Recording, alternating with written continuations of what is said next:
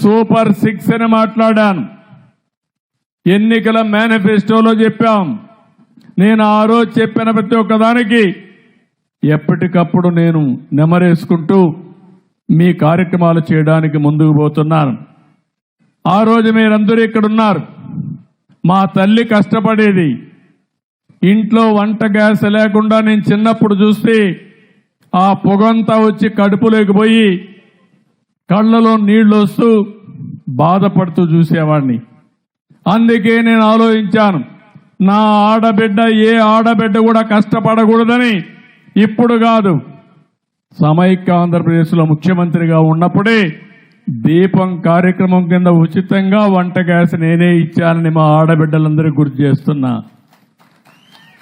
ఈరోజు రేట్లు పెరిగాయి, ఆడబిడ్డలు కష్టపడుతున్నారు, మళ్ళీ కట్టెల పొయ్యికి పోయే పరిస్థితికి వచ్చారు.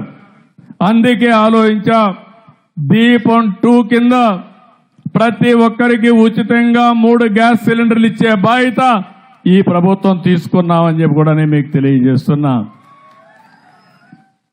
అంటే మీ ఖర్చులు తగ్గించాలని, మీ ఆదాయాన్ని పెంచాలని, మీ జీవన ప్రమాణాలు పెరిగే విధంగా పనిచేయాలని ముందుకు పోతున్నాం. ఎవరికి గ్యాస్ కనెక్షన్ కావాలన్నా ఈ డబ్బులు 3 గ్యాసులు 3 సిలిండర్లు ఉచితంగా కావాలంటే 2 నిబంధనలు. ఒకటి ఆధార్ ఉండాలి, రెండోది రేషన్ కార్డు ఉంటే ఆటోమేటిక్గా ఇస్తున్నాం. దానికి శ్రీకారం చుట్టాం. గవర్నమెంట్ ఆఫ్ ఇండియా అయితే గట్టిగా చెప్పినా కూడా వినకుండా ఇప్పుడు మేము చేయలేమన్నారు. అన్ని రాష్ట్రాలు ఒక పద్ధతి పెట్టారు.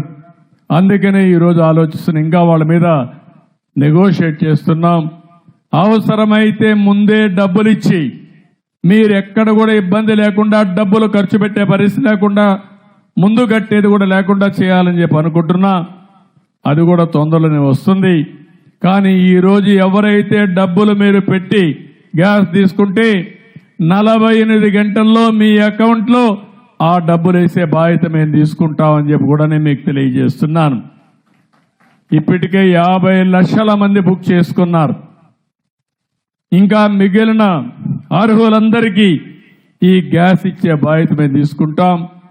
2684 కోట్ల రూపాయలు దీనికి ఖర్చు అయ్యే పరిస్థితి వస్తుంది.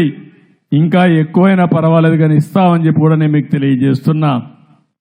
ఇంకో పక్కన ల్యాండ్ టైటిలింగ్ యాక్ట్ రద్దు చేశాం. ఇంకో పక్కన ఎవరైనా సరే ఒకటే చెప్తున్నాను, భూ కబ్జాలు చేసే వాళ్లకు మాత్రం హెచ్చరిస్తున్నా. అందుకే యాంటీ ల్యాండ్ గ్రాబింగ్ యాక్ట్ కూడా తీసుకొచ్చాను. మీ భూమి ఎవడైనా కబ్జా చేసినా జోలుకొస్తే తాట తీసే బాధ్యత ఈ ప్రభుత్వం తీసుకుంటామని హెచ్చరిస్తున్నా. ఇంతమను రికార్డులే తారుమారు చేశారు. మీ భూమికి రక్షణ లేకుండా పోయింది. ల్యాండ్ ప్రొటెక్షన్ యాక్ట్ ను కూడా తీసుకొచ్చి మొత్తం కబ్జాలు చేస్తూ ఇష్టానుసారంగా భూములన్నీ రికార్డులు మార్చేసే పరిస్థితికి వచ్చారు. నాకు వచ్చే పిటిషన్లు మీరు చూస్తే 40 నుంచి 50% పిటిషన్లు భూ సమస్యలే వస్తున్నామంటే భూ బకాసురులు ఏం చేశారో ఒక్కసారి మీకు అర్థమవుతుంది. ఇప్పుడే మీరు చూశారు, మద్యం పైన చెక్ పెట్టాం. ఒకప్పుడు మీరు చూస్తే నాసి రకం మందు వచ్చేది. మీరు పక్కన పోయి కర్ణాటక పోయి మందు తాగేవాళ్ళు. ఇప్పుడు ఆ బాధ లేదు.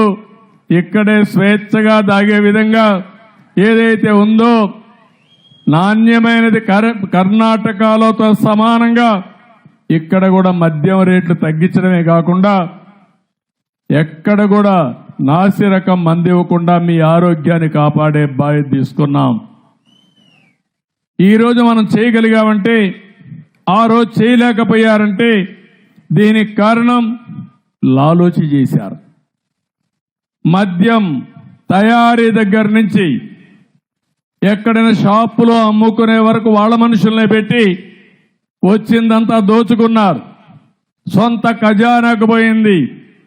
ఇప్పుడు మీకందరికి కూడా మద్యం ధరలు రేషనలైజ్ చేయడమే కాకుండా నాణ్యమైన మద్యం ఇచ్చి ఈ రోజు మీరు ఒకసారి చూస్తే ప్రభుత్వ ఆదాయానికి కూడా పెరిగే పరిస్థితి వచ్చింది. ఆ ఆదాయం వస్తే మళ్ళీ ఈ సంక్షేమ కార్యక్రమాలకే ఉపయోగపడతాయని చెప్పి కూడా నేను మీకు తెలియజేస్తున్నాను. మద్యం దోపిడీకి అడ్డుకట్టేశాం.